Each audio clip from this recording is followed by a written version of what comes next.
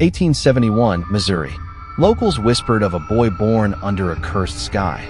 Doctors failed, priests feared, and neighbors swore that something dark followed him.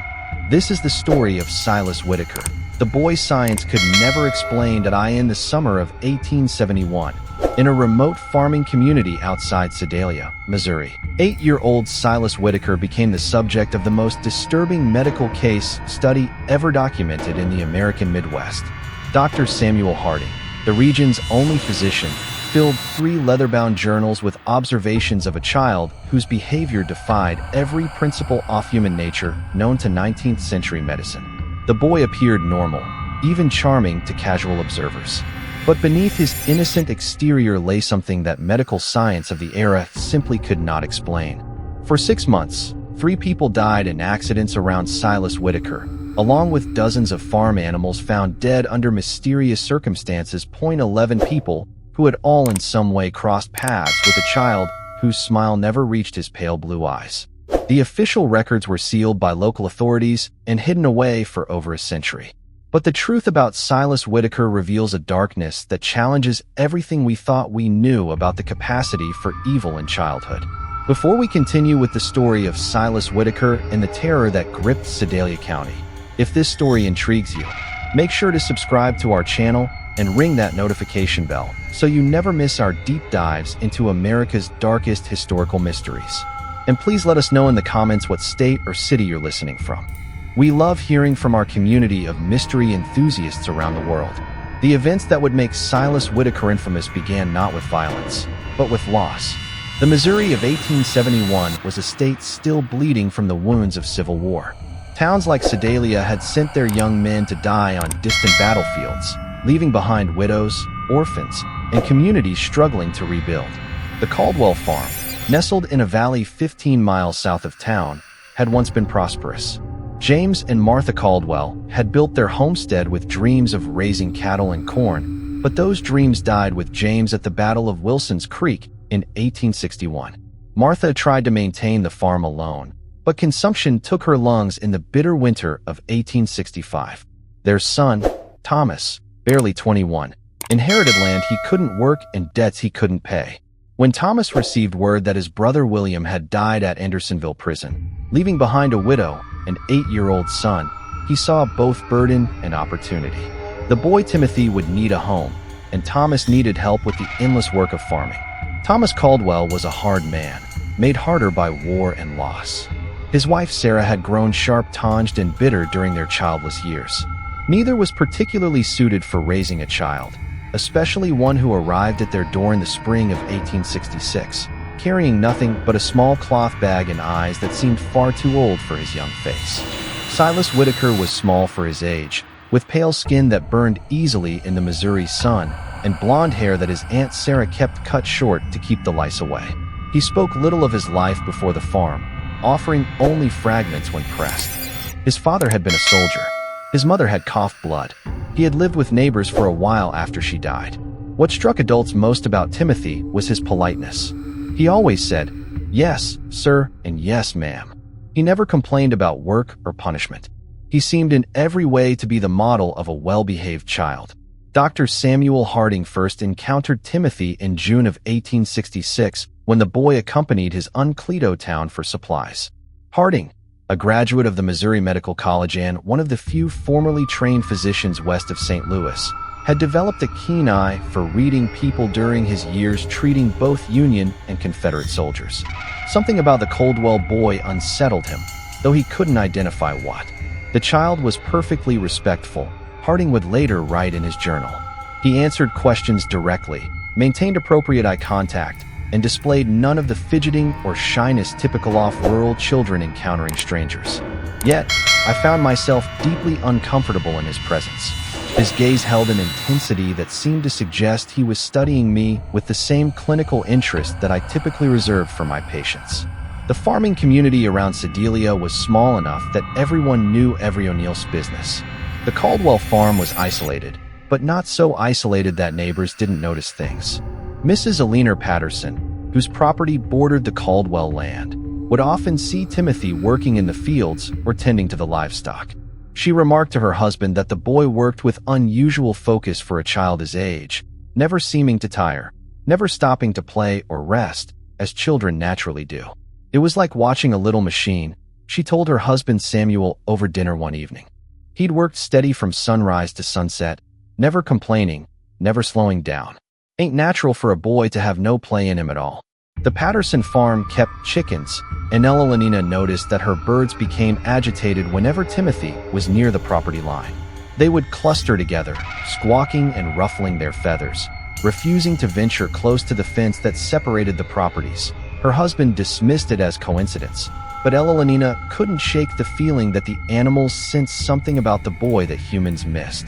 The first death occurred on a sweltering afternoon in August 1866 that little Mary Fletcher, age 5, was the daughter of the town blacksmith and known throughout the community for her bright laugh and tendency to wander. She had been playing near Willow Creek, a shallow stream that ran between several properties, including the Caldwell farm. Timothy found her body. He arrived at Fletcher home just as the family was preparing for supper, his clothes damp and his face pale with what appeared to genuine distress. "Mrs. Fletcher," he said, his voice steady despite his obvious agitation. "I found Mary by the creek. She's not breathing." The search party that rushed to the creek found Mary Fletcher face down in water barely 18 in deep. Dr. Harding, summoned immediately, determined that the child had drowned, a tragic but not uncommon accident in rural areas where children played unsupervised near water. What troubled Harding was not the death itself, but Timothy's account of discovering the body. The boy provided an unusually detailed description of exactly where Mary had been found, the position of her body, and the condition of her clothing. When pressed about how he had come to be in that particular spot at that particular time, Timothy explained that he had been looking for a lost calf. The boy's recall was remarkably precise. Harding noted in his journal, he could describe the exact position of the deceased child's limbs, the way her dress had been caught on a submerged branch, even the color of the water around her face. Such attention to detail seemed unusual for a child who claimed to be frightened and upset by the discovery. Thomas Caldwell, when questioned, confirmed that one of their calves had indeed gone missing that morning, and that he had sent Timothy to search the creek area. The calf was found 2 days later, healthy and grazing in a meadow nearly a mile from where Mary Fletcher had drowned. The Fletcher family, devastated by their loss, received Timothy's sympathy with gratitude. He had, after all, been the one to find their daughter and alert them immediately. At the funeral, Timothy sat quietly with his aunt and uncle, his head bowed respectfully throughout the service. When the family thanked him for his quick action in alerting them, he accepted their gratitude with appropriate solemnity. "I wish I could have found her sooner," he told Mary's father, his voice carrying just the right note of regret and sorrow. But Evelina Patterson, watching from across the church, noticed something that nagged at her for days afterward. When Mary Fletcher's mother collapsed in grief during the service, when the sight of the small coffin reduced grown men to tears, Silas Whitaker's expression never changed. His head was bowed in apparent sorrow, but when he thought no one was looking, his pale blue eyes remained dry and watchful, taking in every detail of the scene around him. The second death came 3 weeks later. Old Henrik Len, a Norwegian immigrant who had worked as a logger before arthritis forced him into retirement, was found at the bottom of a rocky outcrop known locally as Devil's Bluff. The bluff overlooked the creek where Mary Fletcher had drowned, and Henrik was known to climb there regularly to check on the wild beehives he tended. Once again, Silas Whitaker was involved in the discovery. He had been walking home from town when he spotted something unusual at the base of the bluff. "I saw Mr. Olson's hat caught on a thorn bush," Timothy told the gathering crowd. "I called out to him, but got no answer, so I climbed down to look. Henrik Larsson was dead, his neck broken from what appeared to be a fall from the top of the 40-foot bluff. Dr. Harding's examination revealed that the old man had likely died instantly upon impact. The only unusual aspect of the scene was the presence of several dead bees scattered around the body, far more than would typically be found away from a hive. Mr. Larsson knew those bluffs better than any man in the county, Samuel Patterson told Dr. Harding after the examination. He'd been climbing up there for 3 years. Never had so much as a stumble. Don't make sense he'd fall now. Timothy, when questioned, suggested that perhaps the old man had been stung by bees and lost his footing. He was always talking about how angry they get when you disturb them. The boy said, maybe they swarmed him and he got confused. Dr. Harding found Timothy's explanation plausible, but something about the scene bothered him. The dead bees were all clustered in a small area directly around Henrik's body. If the old man had disturbed a hive at the top of the bluff, there should have been more evidence of bee activity along his presumed path of flight and fall. Instead, it appeared as though the bees had somehow been concentrated around the impact site. When Harding climbed to the top of the bluff to examine the beehives, he found them intact and showing no signs of recent disturbance. The worker bees were active but not agitated, going about their normal business of gathering nectar from the late summer wildflowers. The third death shattered any illusions about coincidence. In September 1866, old Jacob Mills vanished while playing in the woods near his family's cabin. His body was found 4 days later and abandoned well nearly half a mile from where he had last been seen. Silas Whitaker had volunteered to join the search party. For 3 days, Timothy searched alongside the adult volunteers, showing remarkable endurance for a child his age. He seemed to know the woods intimately, guiding searchers through areas that even longtime residents found difficult to navigate. When asked how he had learned the terrain so well, Timothy explained that he often explored the woods during his free time, looking for useful plants and herbs that his aunt could use for cooking and medicine. On the 4th day, Timothy appeared at the Mills cabin just after dawn. "I think I found something," he told Jacob's father, his voice heavy with exhaustion. "There's an old well about a half-mile north of here. I heard what sounded like crying."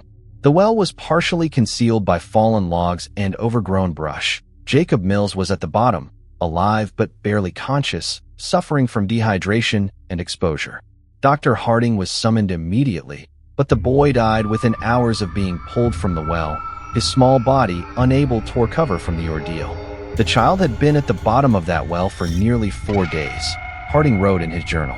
The fact that Silas Whitaker was able to locate him in such an obscure location raises troubling questions. How extensive is the boy's knowledge of the local terrain? What other hidden dangers might he be aware of? More troubling still was Timothy's behavior during Jacob's final hours. While the Mills family maintained a vigil around their dying son, Timothy sat quietly in the corner of the cabin, apparently praying. But Dr. Harding, positioned where he could observe the boy without being noticed, saw something that deeply disturbed him. Timothy wasn't praying. His lips were moving, but his eyes were fixed on Jacob Mills with an intensity that seemed almost scientific.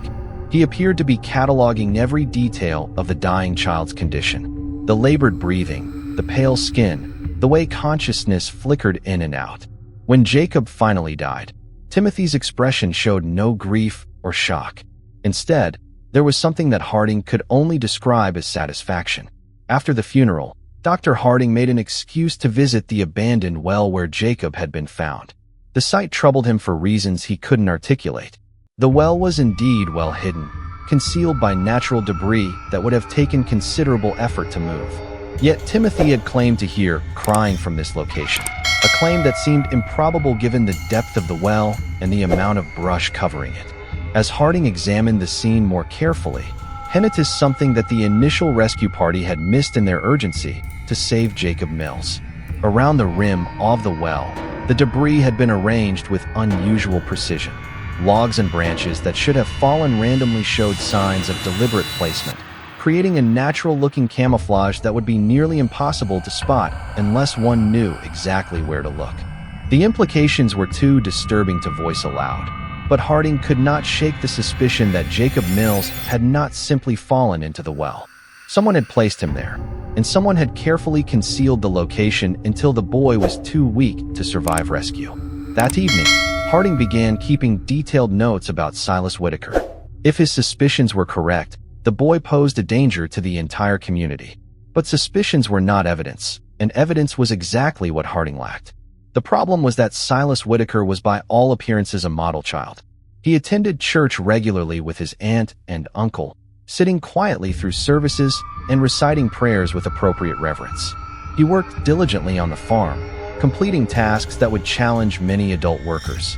He spoke respectfully to his elders and showed proper deference to authority figures. Most importantly, Timothy had plausible explanations for his presence at each tragedy. He had been looking for a lost calf when he found Mary Fletcher.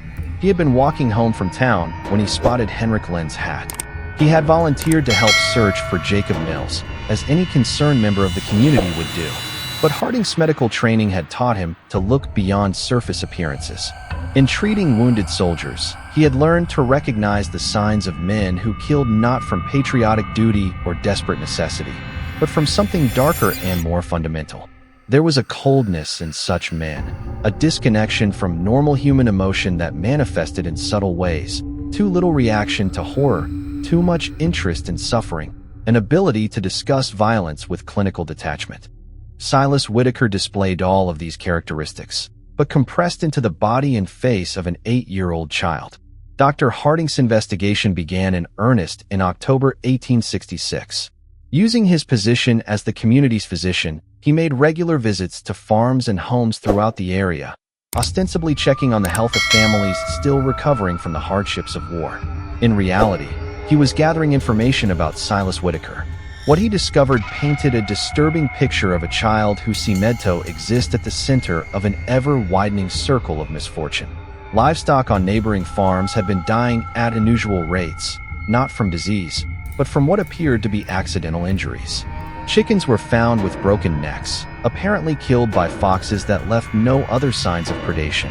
Pigs suffered mysterious wounds that became infected and led to death. Horses developed sudden lameness that forced farmers to put them down. Mrs. Elenina Patterson confided to Dr. Harding that she had lost 17 chickens in the past 2 months. "It's the strangest thing," she said. "They're dying 1 or 2 at a time, always found in the morning with their necks broken clean. That my husband thinks it's foxes, but I've never seen fox sign around the coop. And the way they're killed, it's too neat, too." When Harding examined the most recent casualties, he found evidence that supported Eleanor's suspicions. The chickens had been killed with precise force applied to specific points on their necks, a technique that required considerable knowledge of anatomy. It was not the random violence typical of predator attacks, but something much more deliberate and controlled. Similar patterns emerged on other farms. James Wickham had lost 3 calves to what he described as freak accidents. Animals that had somehow managed to strangle themselves on ropes or wedge their heads in fence rails in ways that defied logical explanation. Robert Dunham's prize bull had fallen into a ditch and broken its leg despite being one of the most sure-footed animals in the county. In every case, the affected farms were within walking distance of the Caldwell property, and in several instances, neighbors reported seeing Timothy in the vicinity around the time of the incident.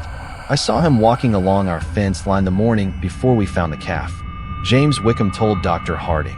"Thought it was odd, him being so far from home, but the boy was always polite when he saw me, waved, and called out a greeting like he was taught proper." Dr. Harding also began paying closer attention to Timothy's behavior during his routine medical visits to the Caldwell farm. The boy was always present during these visits, standing quietly while Dr. Harding examined his aunt and uncle for the various ailments common to farming life. But Harding noticed that Timothy watched these examinations with unusual interest, asking questions about anatomy and medical procedures that seemed advanced for a child his age. "How do you know if someone's really dead?" Timothy asked during one visit, his tone casual, as if discussing the weather. "Sometimes people just look like they're sleeping." When pressed to explain his curiosity, Timothy said he was concerned about being able to help if someone was hurt while he was alone on the farm. "Uncle Thomas says, I need to know how to handle emergencies since we're so far from town," he explained. The explanation was reasonable, but something about the question disturbed Dr. Harding. There was a clinical quality to Timothy's interest in death and injury that went beyond normal childhood curiosity. The boy asked about the mechanics of dying, how long it took, what signs to look for, whether people could survive various types of trauma with the same detached interest that a medical student might show when studying cadavers. During these conversations, Harding began testing Timothy's knowledge with deliberately false information, claiming that certain injuries were fatal when they were not, or that specific symptoms indicated particular conditions. Timothy never challenged these false statements directly, but Harding noticed that the boy filed away every piece of information with remarkable retention. More disturbing still was Timothy's response to Dr. Harding's stories about treating wounded soldiers during the war. While most children showed appropriate shock or sadness when hearing about battlefield injuries, Timothy listened with rapt attention, asking detailed questions about wound patterns, blood loss, and survival rates. "Did they scream a lot when you cut off their arms?" Timothy asked during one such conversation, his pale blue eyes fixed intently on Dr. Harding's face. Or were they too hurt to make noise? The question delivered in Timothy's characteristically polite tone sent a chill through Dr. Harding that he would never forget. By November 1866, Dr. Harding had filled nearly 2 complete journals with observations about Silas Whitaker. The picture that emerged was that of a child who possessed an adult's understanding of violence and death, combined with a complete absence of normal human empathy. But documentation was not the same as evidence.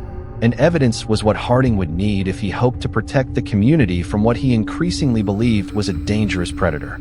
The opportunity to gather that evidence came when Thomas Caldwell injured his back during the fall harvest. The injury required bed rest and daily medical visits, giving Dr. Harding unprecedented access to the Caldwell household.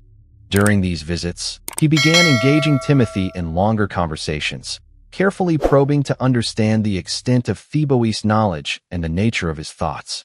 What he discovered exceeded his worst fears. Silas Whitaker had been conducting experiments on living creatures for months, possibly years. Using a combination of careful questioning and direct observation, Dr. Harding determined that the boy had been systematically capturing and torturing small animals, studying their responses to various forms of injury and distress. Timothy had mentioned the cave during one of their conversations, describing it as a place where he went to think and be alone. When Dr. Harding investigated the site, he found a carefully organized collection of animal bones, crude surgical instruments fashioned from farm tools, and a series of detailed drawings that documented various experiments in torture and mutilation. The drawings were the most disturbing discovery. Rendered with surprising artistic skill for a child, they showed rabbits, squirrels, birds, and larger animals in various stages of dissection and injury. Each drawing was accompanied by notes written in Timothy's careful handwriting describing the animal's reactions, the time it took to die, and observations about which methods caused the most suffering. Subject remained conscious for approximately 10 minutes after removal of eyes. Read one notation beside a detailed drawing of a rabbit. Vocalizations decreased gradually. Movement ceased after application of pressure to throat. Dr. Harding realized that Timothy had been using Phi community's animals as subjects for increasingly sophisticated experiments in cruelty.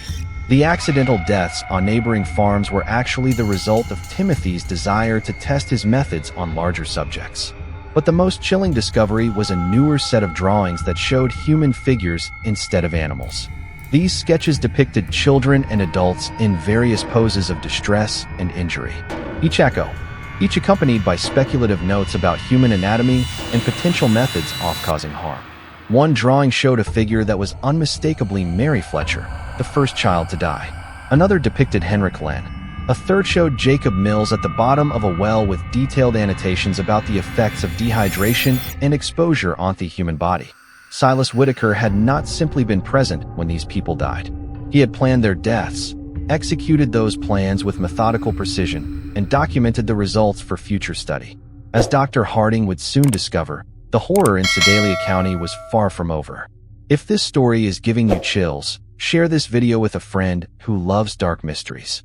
Hit that like button to support our content, and don't forget to subscribe to never miss stories like this. Let's discover together what happens next. Dr. Harding faced an impossible situation. The evidence in the cave proved that Silas Whitaker was responsible for multiple deaths, but that evidence had been obtained through what amounted to a legal search. Moreover, the idea that an 8-year-old child could be a calculating murderer was so far outside the accepted understanding of human nature that no court would accept such a claim. The medical science of 1871 had no framework for understanding antisocial personality disorder or psychopathy. The prevailing belief was that children were inherently innocent, corrupted only by bad influences or traumatic experiences.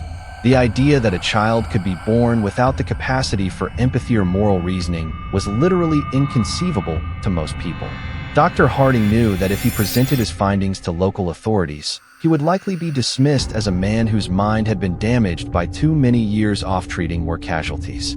The evidence would be explained away. Timothy would be defended as a traumatized orphan acting out his grief, and the killings would continue. Instead, Dr. Harding decided to confront Timothy directly. During his next visit to the Caldwell farm, he asked the boy to walk with him to check on the livestock in the far pasture. Once they were alone, Dr. Harding revealed what he had discovered in the cave. Timothy's reaction was not what Dr. Harding had expected. The boy showed no surprise, no denial, no fear at being caught. Instead, he listened calmly as Dr. Harding described the drawings and notes, occasionally nodding as if confirming the accuracy of the doctor's observations. "You're not going to tell anyone," Timothy said. When Dr. Harding finished speaking, it was not a question or a plea, but a statement of fact delivered with absolute confidence. "Why wouldn't I?" Dr. Harding asked, genuinely curious about the boy's reasoning. Timothy smiled, the first genuine expression of emotion that Dr. Harding had ever seen on his face. "Because no one would believe you," he said. "And because you're curious about what I'll do next." The boy was right on both counts. Dr. Harding knew that his claims would sound like the ravings of a man losing his sanity. But Timothy had also identified something that the doctor was reluctant to admit, even to himself. A scientific fascination with observing the development of what might be the most dangerous human being he had ever encountered. "How long have you been doing this?" Dr. Harding asked. "Since I was 5. Timothy replied matter-of-factly. "Maybe earlier. I started with insects, then mice, then bigger things. It's interesting to see how different animals react to the same treatments and the people who died." Timothy shrugged. "They were experiments, too. I wanted to see if people would react the same way as animals. They do mostly, but they're better at understanding what's happening to them. That makes it more interesting." Dr. Harding felt a chill that had nothing to do with the November air. "What are you planning to do next?" Timothy considered the question seriously before answering. "I need to find out what happens when you hurt someone who trusts you completely, someone who wouldn't suspect anything until it was too late." The implication was clear. Timothy was planning to kill his aunt and uncle. Dr. Harding knew he had perhaps days, possibly only hours, before Timothy acted on his plans. The boy had revealed his intentions with the casual confidence of someone who believed himself untouchable, and past experience suggested that Timothy did not delay once he had decided on a course of action. That evening, Dr. Harding visited Sheriff William Crawford in Sedalia. Crawford was a practical man who had served with distinction in the Union Army and had little patience for theories or speculation. But he also trusted Dr. Harding's judgment and was willing to listen to evidence regardless of how unusual the circumstances might be. Dr. Harding presented his case carefully, focusing on verifiable facts rather than psychological theories. He showed Crawford the drawings and notes from the cave, pointed out the pattern of deaths and accidents surrounding Timothy, and documented the boy's unusual knowledge of anatomy and violence. Most importantly, Dr. Harding revealed Timothy's stated intention to kill his aunt and uncle. This was information that could not be ignored, regardless of the source.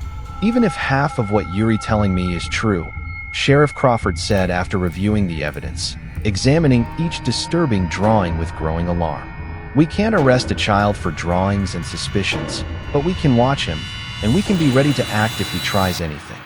Crawford studied the anatomical precision of Timothy's sketches, noting details that even his experience as a Civil War veteran had prepared him for. The two men spent hours developing their strategy, bringing in Crawford's most trusted deputies, men who had served under him during the war and could be counted on to remain steady under pressure. Dr. Harding and Sheriff Crawford developed a comprehensive plan. Dr. Harding would arrive at the Caldwell farm at his usual time, bringing Ladam ostensibly for Thomas's pain management, but actually to keep both Thomas and Sarah sedated enough to prevent Timothy from harming them easily.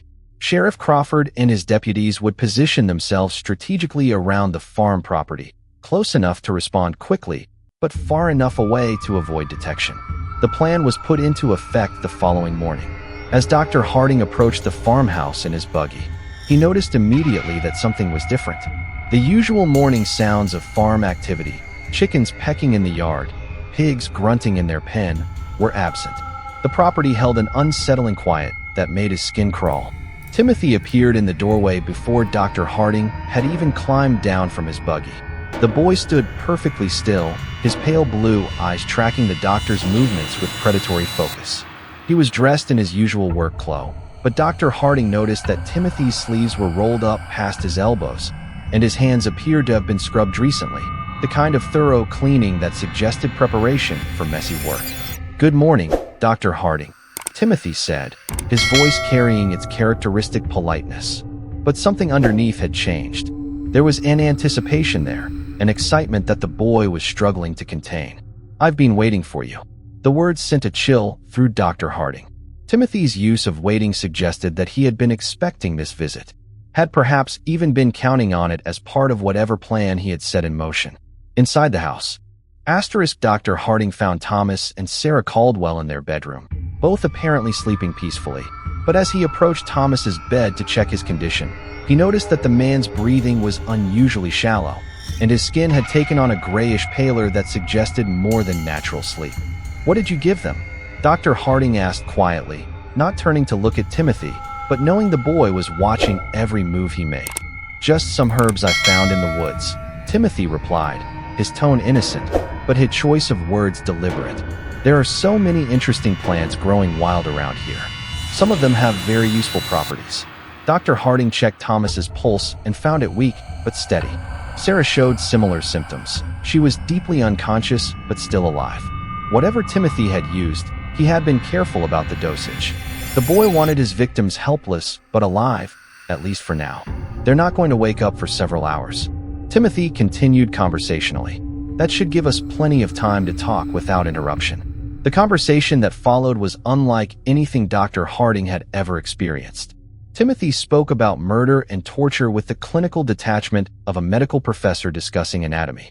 He described his experiments on animals and humans with scientific precision, explaining his methodologies and the insights he had gained from each death. "Mary Fletcher taught me that drowning is actually quite slow," Timothy said, settling into a chair as if beginning a pleasant afternoon chat.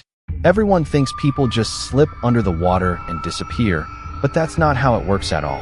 There's struggling and panic and this interesting pattern of breathing attempts before the person finally gives up. I had to hold her down for almost 3 minutes before she stopped fighting." Dr. Harding felt his blood turn to ice. "You held her under the water?" Timothy nodded eagerly.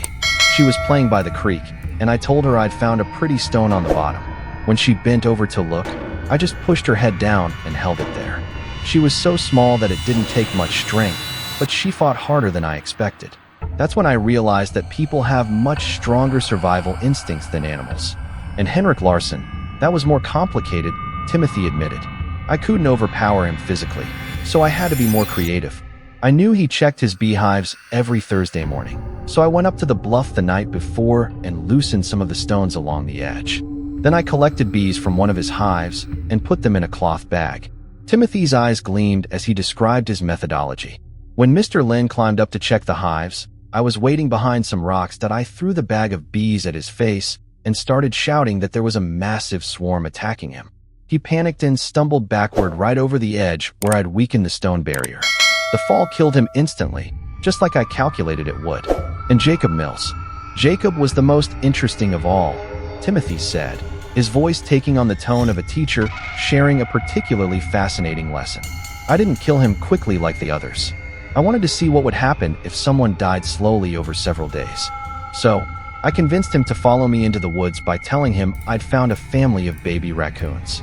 Timothy paused, seeming to savor the memory.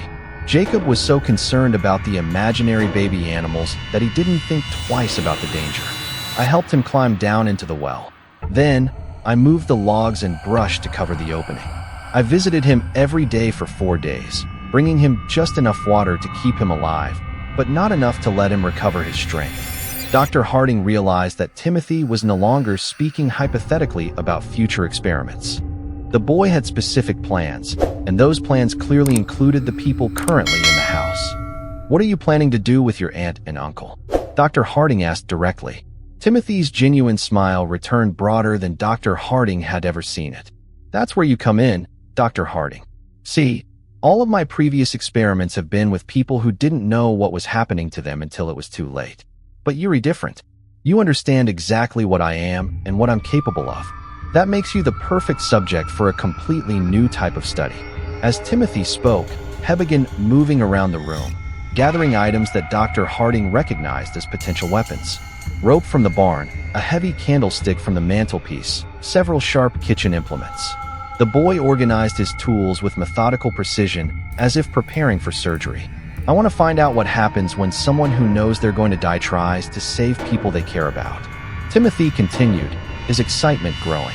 "Will you sacrifice yourself to save Uncle Thomas and Aunt Sarah? Will you try to fight me even though you know I've planned for that possibility? Will you try to run away and abandon them to save yourself?" Dr. Harding knew that the time for conversation had passed. Timothy had revealed enough of his plans to make clear that everyone in the house was in immediate mortal danger. He drew the pistol from his medical bag and pointed it at the boy. "Step away from the knives, Timothy," Dr. Harding said, his voice steady despite his racing heart. Timothy looked at the pistol with interest rather than fear. "That's a Navy Colt, isn't it?" he asked conversationally. "I've seen pictures of them in books about the war. How many bullets does it hold?" "6, Dr. Harding replied automatically, then immediately regretted providing the information. "And how many people are you trying to protect?" Timothy asked. "There's Uncle Thomas, Aunt Sarah, yourself, and presumably the 3 law enforcement officers outside. That's 6 people, if my counting is correct. So, even if you shoot me, you'll have used up all your ammunition." Timothy moved closer, no longer bothering to stay out of pistol range. "You want to know how I became what I am?" he said, his voice taking on an almost hypnotic quality. "You want to understand whether I was born this way or whether something made me this way. You want to know if there are others like me and how to recognize them before they start killing." Each statement was true, and Timothy's ability to identify and exploit Dr. Harding's intellectual curiosity was as frightening as his capacity for violence. The boy understood people well enough to predict their behavior and manipulate their responses, even when they knew they were being manipulated. The confrontation came as Timothy approached his sleeping uncle with a length of rope in his hands. Dr. Harding stepped forward to intervene, but Timothy moved with surprising speed and strength, producing the kitchen knife and slashing at the doctor's arm. The struggle that followed was brief but violent. Timothy fought with the desperate ferocity of a cornered animal, using the knife with skill that spoke of considerable practice. The boy was smaller and weaker than Dr. Harding. Both was also faster and more agile, and he fought with the calculated precision of someone who had studied anatomy extensively. Dr. Harding managed to grab Timothy's wrist and twist until the boy dropped the knife, but Timothy immediately produced another blade from his clothing. It became clear that the boy had prepared multiple weapons and positioned them strategically throughout the house. The sound of their fight brought Sheriff Crawford and his deputies running from their concealed positions. They burst through the back door to find Dr. Harding struggling with Timothy while Thomas and Sarah Caldwell lay unconscious on their bed, apparently unaware of the violence occurring around them. Deputy Mitchell quickly subdued Timothy while Dr. Harding caught his breath and checked on the unconscious couple. When the dust settled, Silas Whitaker sat calmly in the corner of the room, his clothes torn and his face bloodied, but his pale blue eyes still holding that same cold intelligence that had first disturbed Dr. Harding so many months earlier. "You can't prove anything," Timothy said as the deputies secured him with ropes. "Nobody will believe that a child did all those things." Sheriff Crawford looked down at the boy with a mixture of disgust and fascination. "Maybe not," he said, "but we didn't have to prove everything. Attempting to murder your family is enough to see you locked up regardless of your age." Timothy smiled at that, the same genuine expression of emotion that Dr. Harding had seen the day before. "You won't hang me," he said with absolute confidence. "I'm too young and I'm too interesting. Someone will want to stud I'm instead." Just when we thought we'd seen it all, the horror in Sedalia County intensifies. If this story is giving you chills, share this video with a friend who loves dark mysteries. Hit that like button to support our content, and don't forget to subscribe to never miss stories like this. Let's discover together what happens next.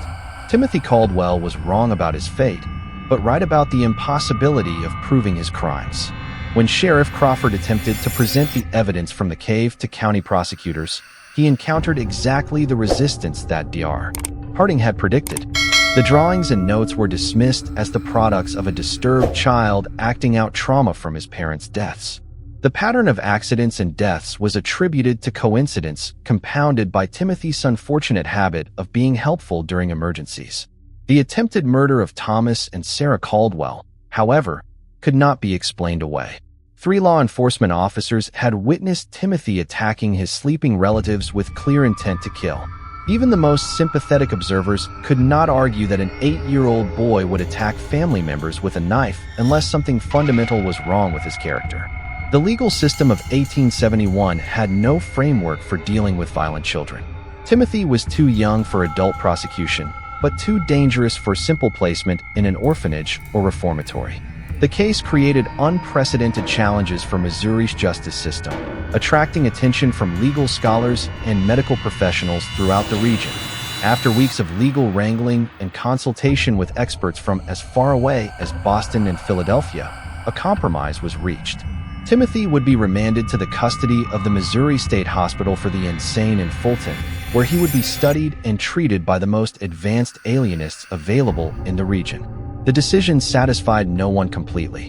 Prosecutors wanted Timothy tried as an adult for murder, while defense attorneys argued that no child so young could be held responsible for his actions. Medical professionals were divided between those who believed Timothy could be rehabilitated and those who considered him incurably dangerous. Dr. Samuel Harding volunteered to accompany Timothy to the hospital and remained there for 3 months, documenting the boy's behavior and working with hospital staff to develop understanding of what they were dealing with. The resulting case study became one of the first systematic examinations of antisocial behavior in children, though it would not be published until decades after the events. Timothy adapted to hospital life with the same calculating intelligence he had shown on the farm. He quickly learned to mimic appropriate emotions and responses, convincing several staff members that he was making remarkable progress in overcoming his traumatic episodes.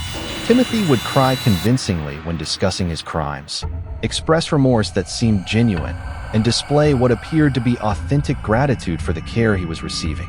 But Dr. Harding observed that Timothy was merely studying the people around him, learning to manipulate them more effectively. Thiebaud had created what amounted to a comprehensive catalog of human emotional responses, and he could reproduce these signals with remarkable accuracy despite feeling none of the underlying emotions himself. The subject displays remarkable cognitive abilities coupled with complete absence of genuine emotional response. Dr. Harding wrote in his detailed reports, "He has learned to simulate normal human reactions with sufficient skill to deceive casual observers. But extended observation reveals the performance to be entirely artificial. Timothy understands happiness as the face people make when they want something good to continue and sadness as the face people make when they want others to help them. But he has never actually experienced either emotion himself." Dr. Harding's evaluation also revealed the extent of Timothy's violent fantasies and future plans.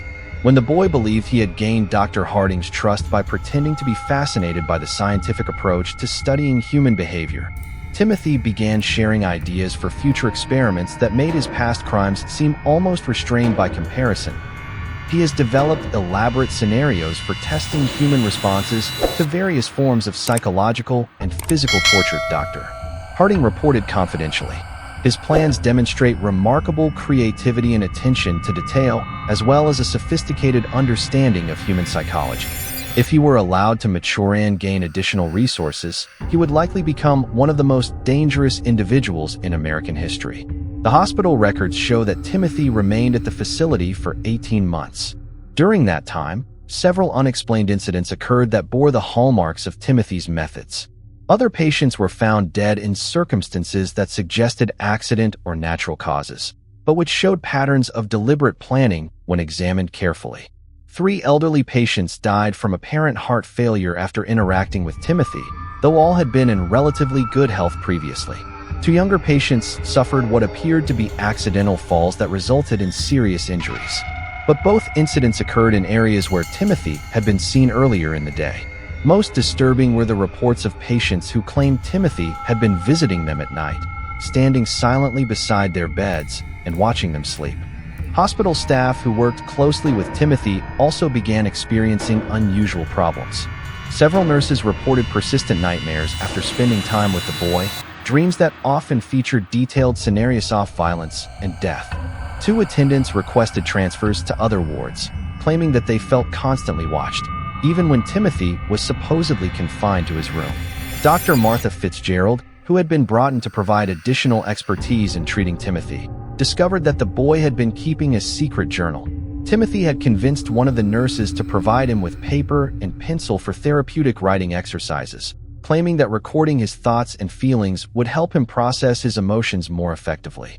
The journal appeared to contain exactly what Timothy had claimed: daily entries describing his thoughts, his regrets about past actions, and his hopes for future rehabilitation. The writing was appropriately childlike in its language and emotional content, and it painted a picture of a deeply troubled but fundamentally redeemable young person struggling to overcome traumatic experiences. But Dr. Fitzgerald's training in European psychiatric techniques included familiarity with coded communication systems. When she applied analytical methods to Timothy's journal, she discovered that the innocent-seeming entries contained a sophisticated cipher system. The decoded messages revealed Timothy's true thoughts and plans in disturbing detail. Rather than experiencing remorse or rehabilitation, he was conducting a systematic study of the hospital, its staff, and its security procedures. His goal was not merely to escape, but to use his time in confinement to develop more advanced techniques for manipulation and murder. Day 47. Dr. F believes my tears during today's session were authentic.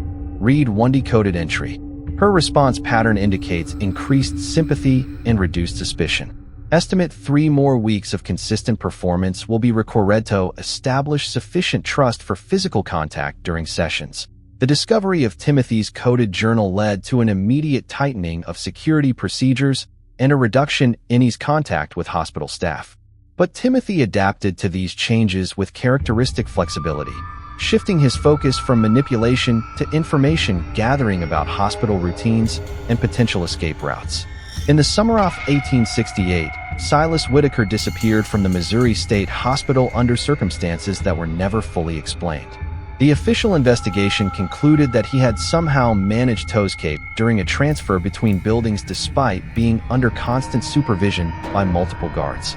Dr. Harding suspected that Timothy's escape had been far more sophisticated than the official report suggested. The boy had demonstrated remarkable patience and planning ability throughout his confinement, and it seemed likely that they had spent months preparing for his departure.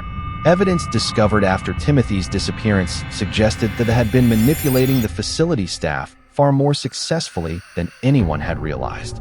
Several guards reported having made small policy exceptions for Timothy in the weeks before his escape, allowing him slightly longer exercise periods, providing him with additional reading materials, making minor adjustments to his daily routine that individually seemed harmless, but collectively may have created opportunities for escape. He spent a year and a half studying that facility and its personnel. Dr. Harding wrote in his final report on the case. By the time he made his move, he understood the psychology of every person who worked there better than they understood themselves. His escape wasn't an act of desperation. It was the culmination of a carefully executed plan. In the months and years following Timothy's disappearance, Dr. Harding began collecting reports of suspicious deaths and accidents throughout the Midwest. Many of these incidents bore hallmarks that seemed consistent with Timothy's methods. Carefully staged accidents that resulted in death, evidence of systematic torture of animals, and the presence of a child who seemed unusually helpful and emotionally mature. The challenge was that Timothy would now be older, potentially strong enough to overpower adult victims, and certainly sophisticated enough to avoid the mistakes that had led to his original capture. His time of intensive study in human psychology, combined with his natural intelligence and complete lack of moral restraint, had created something unprecedented in American criminal history. Dr. Harding spent the remaining years of his career tracking these reports and attempting to develop a comprehensive understanding of what Silas Whitaker represented. His private journals discovered after his death in 1891 contained hundreds of pages documenting cases that might have involved Timothy, along with theoretical discussions about the nature of evil and the possibility that some individuals might be born without the capacity for moral reasoning. The broader implications of Timothy's case continued to influence discussions about criminal justice, child psychology, and mental health treatment for decades after his disappearance. His ability to deceive trained professionals raised uncomfortable questions about the reliability of psychiatric evaluation. While his manipulative skills highlighted the potential dangers of assuming that all children are inherently innocent and redeemable, the Caldwell farm was abandoned after Thomas and Sarah recovered from their ordeal. Neither could bear to remain in the place where they had unknowingly harbored a killer for nearly 2 years. The property eventually reverted to the county and was sold to developers in the 1890s, but local residents avoided the area for decades afterward. The cave where Timothy had conducted his experiments was sealed by Sheriff Crawford shortly after the boy's arrest, but the location was never forgotten by those who knew of its significance. Local legend claimed that the cave was cursed and that animals would not graze in the surrounding area. Dr. Harding's journals were donated to the Missouri Historical Society in 1923 by his daughter, who felt that the scientific value of her father's observations outweighed concerns about the disturbing nature of the content. The journals remain in the Society's archives, available to researchers who can demonstrate legitimate academic interest in the development of psychological understanding.